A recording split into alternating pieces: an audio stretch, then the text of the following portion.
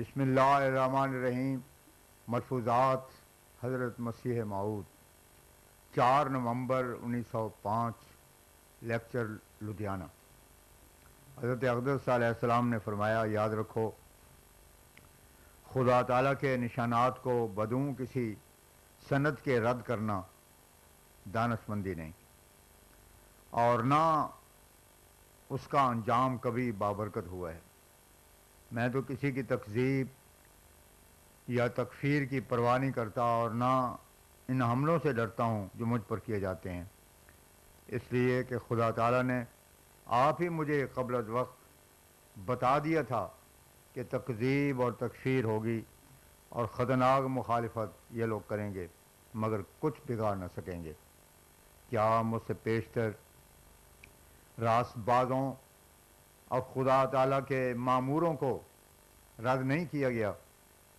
حضرت موسیٰ علیہ السلام پر فرعون اور فرعونیوں نے، حضرت مسیح علیہ السلام پر فقیوں نے، حضرت صلی اللہ علیہ وسلم پر مشرکین مکہ نے کیا کیا حملے نے کیے، مگر ان حملوں کا انجام کیا ہوا؟ ان مخالفوں نے ان نشانات کے مقابلے میں کبھی کوئی نظیر پیش کی؟ کبھی نہیں۔ نظیر پیش کرنے سے تو ہمیشہ عاجز رہے، زبانیں چلتی رہیں، اس لیے وہ کذاب کہتے رہے۔ اسی طرح پر یہاں بھی جب عاجز آ گئے تو اور تو کچھ پیش نہ گئی، دجال کذاب کہہ دیا، مگر ان کے منہ کی پھونکوں سے کیا یہ خدا تعالیٰ کے نور کو بجھا دیں گے؟ کبھی نہیں بجھا سکتے۔ واللہ متم نورہ ولو کرہ الکافرون، الصف آیت 9۔ دوسرے خوارق اور نشانات کو لوگ جو بزنی کا مادہ اپنے اندر رکھتے ہیں کہہ دیتے ہیں کہ شاید دست بازی ہو، مگر پیشگوئی میں انہیں کوئی عذر اور باقی نہیں رہتا۔ اس لیے نشانات نبوت میں عظیم الشان نشان اور معجزہ پیشگوئیوں کو قرار دیا گیا ہے۔ یہ امر تورات سے بھی ثابت ہے اور قرآن مجید سے بھی۔ پیشگوئیوں کے برابر کوئی معجزہ نہیں، اس لیے خدا تعالیٰ کے ماموروں کو ان کی پیشگوئیوں سے اشراق کرنا چاہیے، کیونکہ اللہ تعالیٰ نے یہ نشان مقرر کر دیا ہے، لا یظہر علی غیب احدا الا من ارتضی من رسول، سورہ جن آیت 27۔ یعنی اللہ تعالیٰ کے غیب کا کسی پر ظہور نہیں ہوتا مگر اللہ تعالیٰ کے برگزیدہ رسولوں پر ہوتا ہے۔ یہ بھی یاد رہے کہ بعض پیشگوئیاں باریک اسرار اپنے اندر رکھتی ہیں اور دقیق امور کی وجہ سے ان لوگوں کی سمجھ میں نہیں آتی ہیں جو دوربین آنکھیں نہیں رکھتے اور موٹی موٹی باتوں کو صرف سمجھ سکتے ہیں۔ ایسی پیشگوئیوں پر عموماً تکذیب ہوتی ہے اور جلد باز اور شتاب کار کہہ اٹھتے ہیں کہ وہ پوری نہیں ہوئیں۔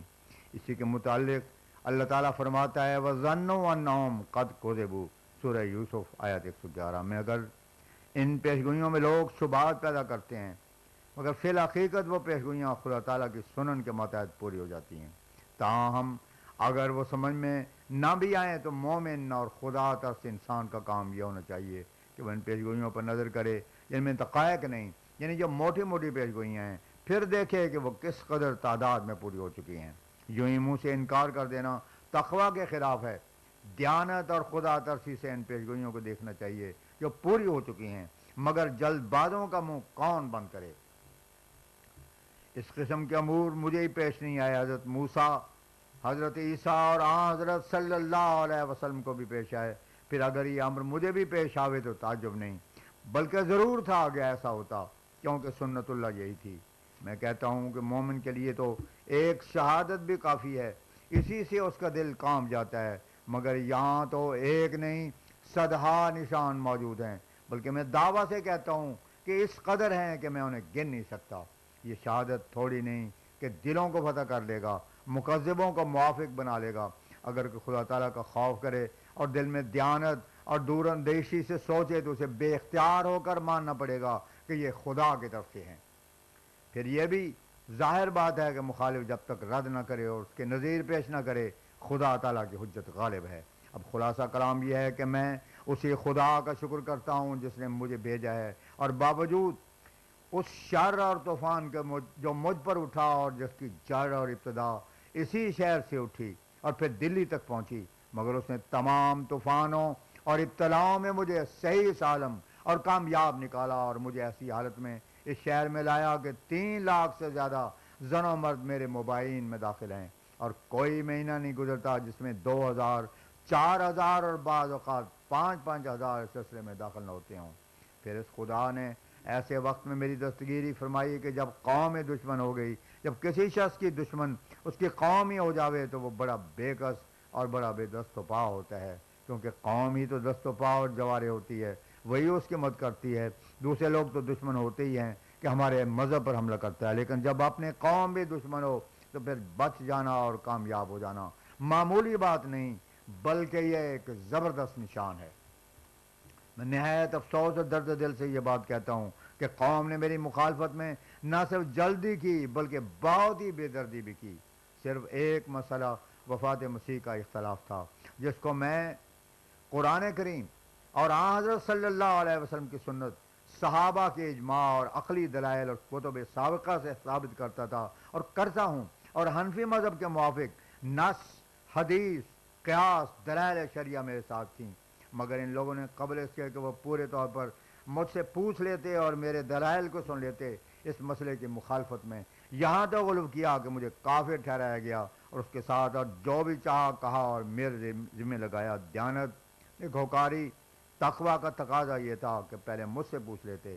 اگر میں قال اللہ اور قال رسول سے تجاوز کرتا تو پھر بے شک انہیں اختیار اور حق تھا کہ وہ مجھے جو چاہتے کہتے، دجال، کذاب وغیرہ، لیکن جبکہ میں ابتدا سے بیان کرتا آیا ہوں کہ میں قرآن کریم اور آن حضرت صلی اللہ علیہ وسلم کی پیروی سے ذرا ادھر ادھر ہونا بے ایمانی سمجھتا ہوں۔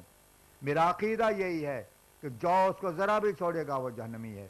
پھر اس عقیدے کو نہ صرف تقریروں میں بلکہ 60 کے قریب اپنی تصنیفات میں بڑی وضاحت سے بیان کیا ہے، اور دن رات مجھے یہی فکر و خیال رہتا ہے پھر اگر یہ مخالف خدا تعالیٰ سے ڈرتے تو کیا ان کا فرض نہ تھا کہ فلاں بات خارج از اسلام کی ہے، اس کی کیا وجہ ہے، جس کا تم کیا جواب دیتے ہو؟ مگر نہیں، اس کی ذرا بھی پرواہ نہیں کی، سنا اور کافر کہہ دیا۔ میں نہایت تعجب سے ان کے اس حرکت کو دیکھتا ہوں، کیونکہ اول تو حیات وفات مسیح کا مسئلہ کوئی ایسا مسئلہ نہیں جو اسلام میں داخل ہونے کے لیے شرط ہو۔ یہاں بھی ہندو یا عیسائی مسلمان ہوتے ہیں، مگر بتاؤ کہ کیا اسے یہ اقرار بھی لیتے ہو بجوز اس کے کہ آمنت باللہ و ملائکتہ و کتبہ و رسلہ والقدر خیر و شر من اللہ تعالی والبعث بعد الموت۔ جبکہ یہ مسئلہ اسلام کے جز نہیں، پھر بھی مجھ پر وفات مسیح کے اعلان سے اس قدر تشدد کیوں کیا گیا کہ یہ کافر ہیں، دجال ہیں، ان کو مسلمانوں کے قبرستان میں دفن نہ کیا جاوے، ان کے مال لوٹ لینے جائز ہیں اور ان کی عورتوں کو بغیر نکاح گھر میں رکھ لینا درست ہے، ان کو قتل کر دینا ثواب کا کام ہے، وغیرہ وغیرہ۔ ایک تو وہ زمانہ تھا کہ یہی مولوی شور مچاتے تھے کہ اگر 99 وجوہ کفر کے ہوں اور ایک وجہ اسلام کی ہو تب بھی کفر کا فتویٰ نہ دینا چاہیے، اس کو مسلمان ہی کہو۔ مگر اب کیا ہو گیا؟ کیا میں اس سے بھی گیا گزرا ہو گیا؟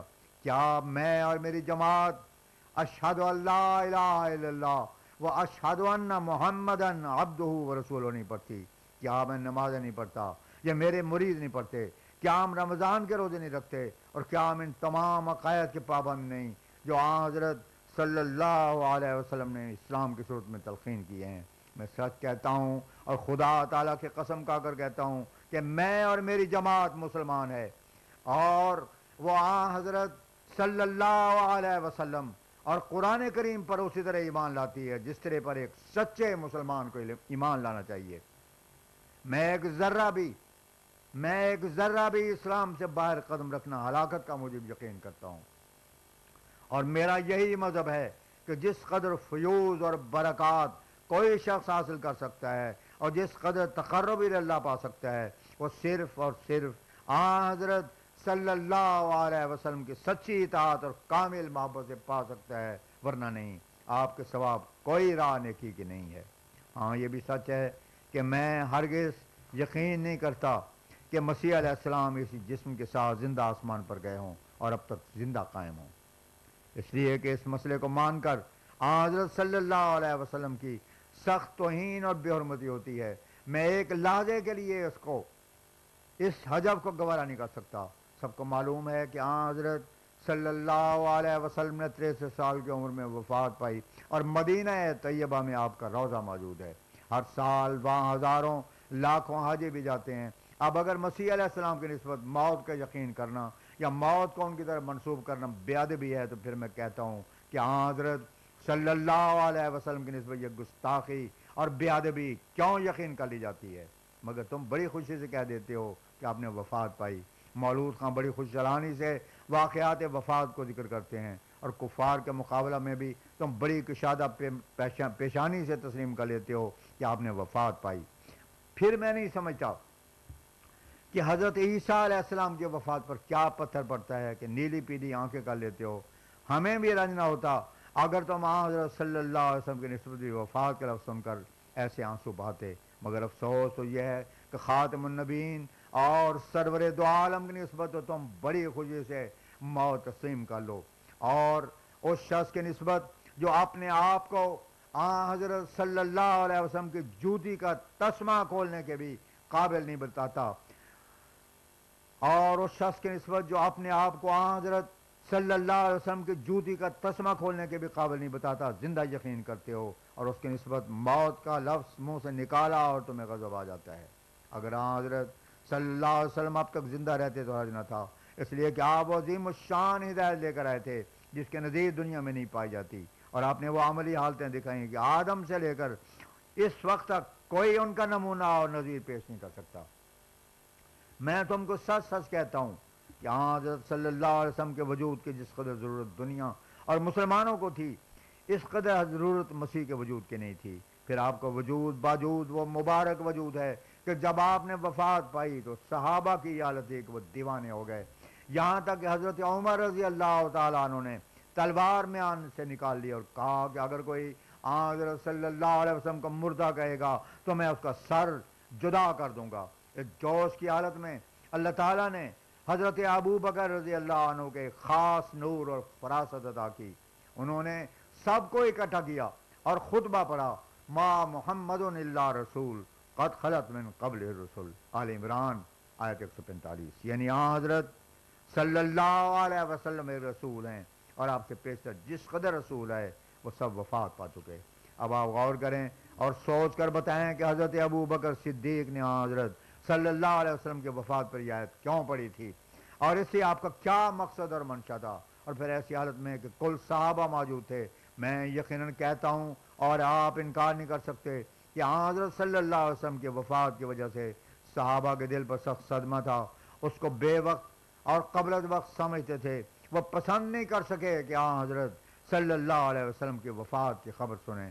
ایسی حالت اور صورت میں حضرت عمر رضی اللہ تعالی عنہ جیسا جلیل قدر صحابی جوش کی حالت میں ہو، ان کا غصہ فرو نہیں ہو سکتا بجوز اس کے کہ یہ آیت ان کی تسلی کا موجب ہوتی۔